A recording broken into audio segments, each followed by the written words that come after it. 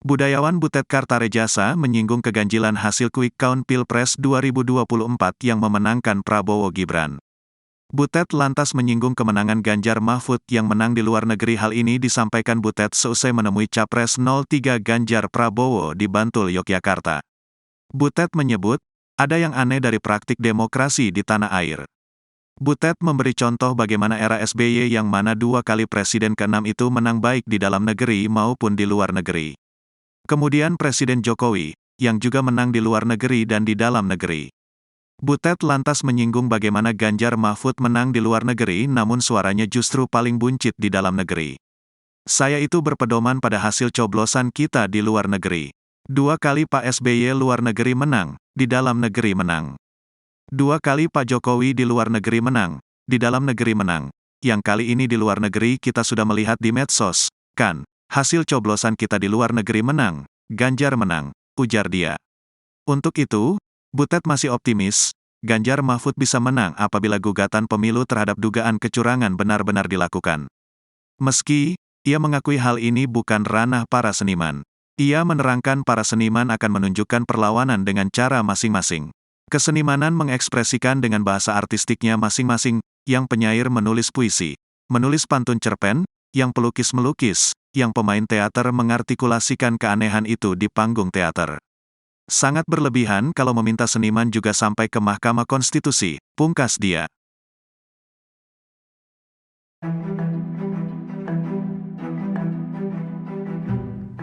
Budayawan Butet Kartarejasa menyinggung keganjilan hasil quick count Pilpres 2024 yang memenangkan Prabowo Gibran. Butet lantas menyinggung kemenangan Ganjar Mahfud yang menang di luar negeri, namun justru kalah di dalam negeri.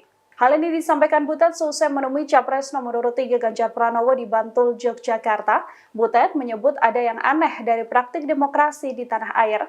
Butet lantas memberikan contoh bagaimana era SBY yang mana 2 kali presiden ke-6 tersebut menang, baik di dalam negeri maupun di luar negeri. Kemudian Presiden Joko Widodo yang juga menang di luar negeri dan juga di dalam negeri.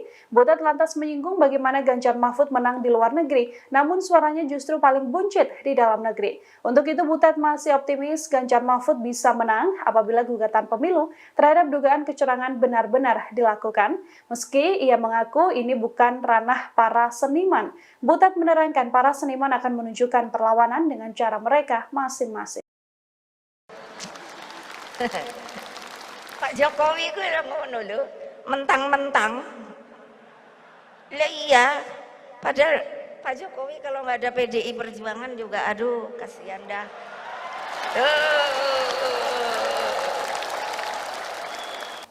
Wilayah yang dinilai menjadi kandang banteng tergusur oleh pasangan calon presiden dan wakil presiden Prabowo Subianto Gibran Rakabuming Raka berdasarkan hasil penghitungan cepat. Tanya di kandang banteng, penghitungan cepat secara nasional menunjukkan bahwa paslon 02 unggul dari pasangan lainnya.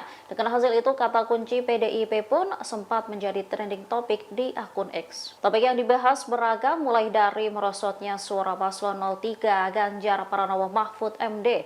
Kemudian ada pula yang menyinggung soal pernyataan Ketua Umum PDIP Megawati kepada Presiden Joko Widodo. Pernyataan Megawati yang dimaksud yaitu saat peringatan HUT ke-50 PDIP di J-Expo Kemayoran, Jakarta Pusat pada Selasa 10 Januari 2023. Saat itu Mega menilai Jokowi seenaknya sendiri. Lebih lanjut dikatakannya, kepala negara tak akan seperti saat ini jika bukan karena PDIP. Kini pernyataan Mega kembali menjadi perbincangan. Bahkan warganet lantas mengaitkan pernyataan Mega dengan kegagalan PDIP saat ini. Diketahui berdasarkan data realcon KPU pada Jumat 16 Februari 2024 pukul 14.48 waktu Indonesia Barat, paslon 02 masih unggul. Prabowo Gibran memperoleh suara sebesar 57%, Anies Caimin mendapat suara sebesar 24,98%, lalu perolehan suara Ganjar Mahfud sebesar 18,02%.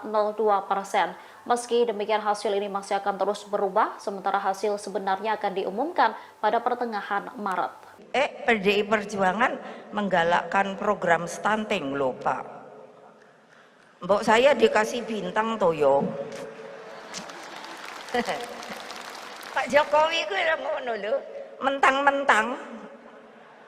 Lah iya, padahal Pak Jokowi kalau nggak ada PDI Perjuangan juga, aduh kasihan dah.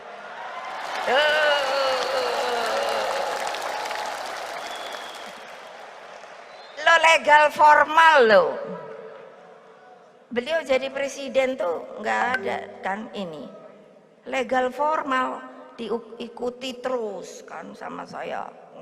Aturannya, aturan mainnya.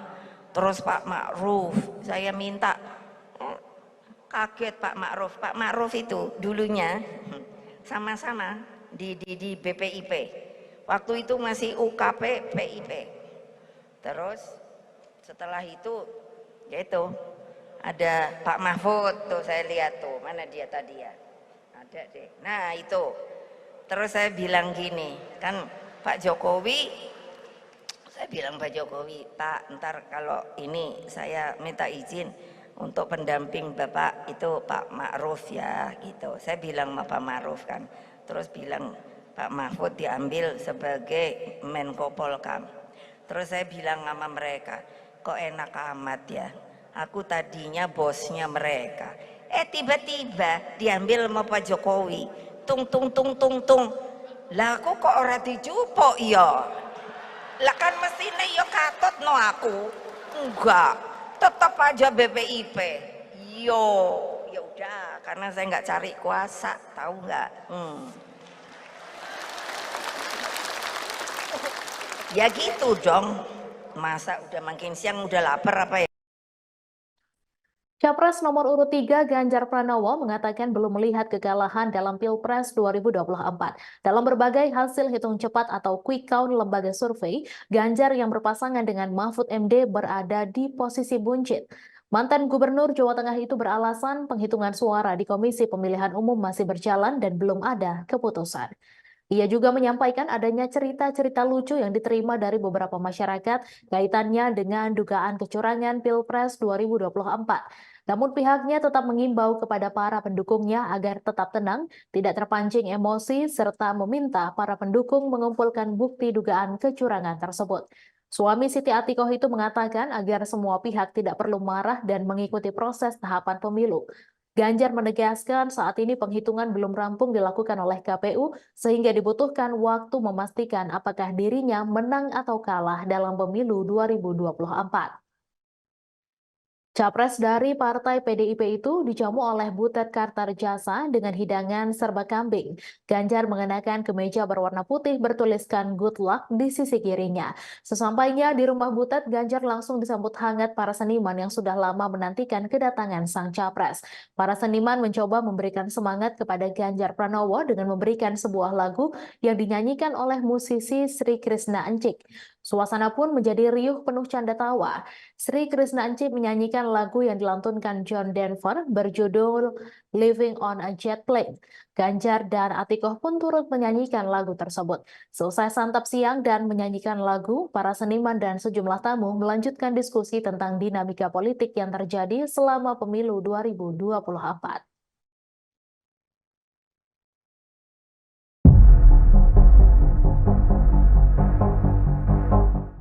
Capres nomor urut 3 Ganjar Pranowo menduga ada anomali atau keanehan dalam hasil quick count antara Pilpres dan Pileg 2024.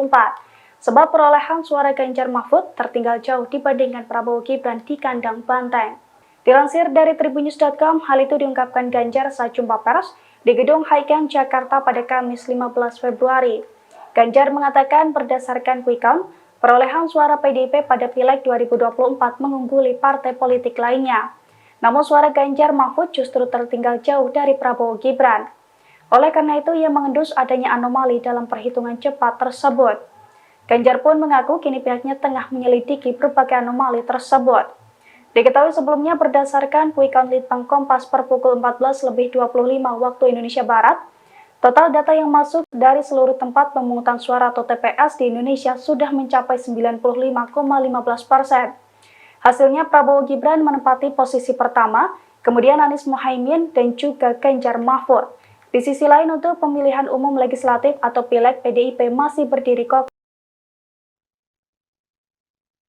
Di hari pencoblosan diketahui Ketua Umum PDI Perjuangan Megawati Soekarno Putri juga berkumpul dengan calon presiden dan calon wakil presiden nomor urut 3 Ganjar Pranowo dan Mahfud MD beserta sejumlah menteri dari PDI Perjuangan. Pertemuan tersebut dilakukan di Tengku Umar setelah selesai melakukan pencoblosan pada Rabu 14 Februari 2024. Sekretaris Jenderal atau Sekjen PDI Perjuangan Hasto Kristianto juga membenarkan Ganjar dan Mahfud MD berkumpul dengan menteri-menteri PDIP beserta Megawati Soekarno Putri dan keluarga di kediamannya di Tengku Umar. Mereka bersama-sama memantau jalannya proses pencoblosan hingga penghitungan suara. Hasto juga menuturkan pertemuan ini membahas dugaan adanya kecurangan Pilpres. Hasto menuturkan kecurangan tersebut sudah disampaikan kepada Ganjar Mahfud saat bertemu Megawati di kediamannya seusai pencoblosan itu. Turut hadir pula Ketua Umum Partai Politik Pengusung mulai dari PLT Ketua Umum Partai Persatuan Pembangunan atau P3, Muhammad Mardiono, hingga Ketua Umum Partai Hanura Usman Sabtaodang atau OSO. Hasto tak menjelaskan lebih rinci jenis kecurangan apa yang terjadi, namun salah satu diantaranya berupa intimidasi kepada pendukung Ganjar Mahfud. Hal tersebut dibahas dalam pertemuan antara Partai PDI Perjuangan bersama sejumlah menteri PDIP di kabinet. Perbedaan yang sangat tajam antara apa yang terjadi di dalam warga negara Indonesia di luar negeri yang bebas dari bansos, bebas dari intimidasi, bebas dari pengawasan oknum-oknum aparat dengan apa yang terjadi di dalam negeri. Prinsipnya hak konstitusional warga negara itu harus dijaga, dan hal ini itu yang berdasarkan laporan yang kami terima, tim 01 juga merasakan hal itu. Tetapi masing-masing bekerja dengan independensinya masing-masing, dengan ruang lingkupnya masing-masing.